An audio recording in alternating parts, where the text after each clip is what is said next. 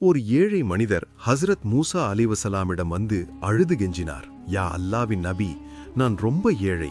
அல்லாவிடம் சொல்லுங்க, என் முழு வாழ்க்கை ரிஸ்கை ஒரே நாளில் கொடுத்துடுங்க. குறைந்தபட்சம் ஒரு நாளாவது நான் திருப்தியாக சாப்பிடணும்னு. சரின்னு சொல்லி மூசா அலைவசலாம் மலையில் போய் அல்லாவிடம் கேட்டார்கள். அதற்கு அல்லாஹ், சரி மூசா, அவனுக்கு அவன் முழு வாழ்க்கை ரிஸ்கை ஒரு நாளில் கொடுக்கிறேன் என்றார். ஒரு வருஷம் கழிச்சு மூசா அலைவசலாம் அந்த ஊருக்கு போனபோது அந்த மனிதன் ரொம்ப பணக்காரனாக மாறியிருந்தான். செல்வம், ஊழியர்கள், அநேக ஆசிர்வாதங்கள் இருந்தன.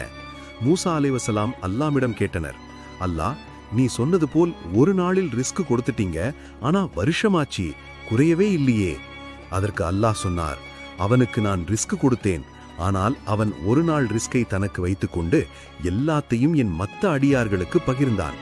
என் பாதையில் கொடுத்ததுக்கு நான் 100 மடங்கு திரும்ப கொடுத்தேன். இப்ப அவன் எனக்கு கொடுக்கிறான், நான் அவனுக்கு கொடுக்கிறேன். அவன் தானத்தின் கதவு திறந்தான், நான் என் ரஹ்மத்தின் கதவுகளை அவனுக்கு திறந்தேன் என்று அல்லாஹ் சொன்னார். Download ShareChat.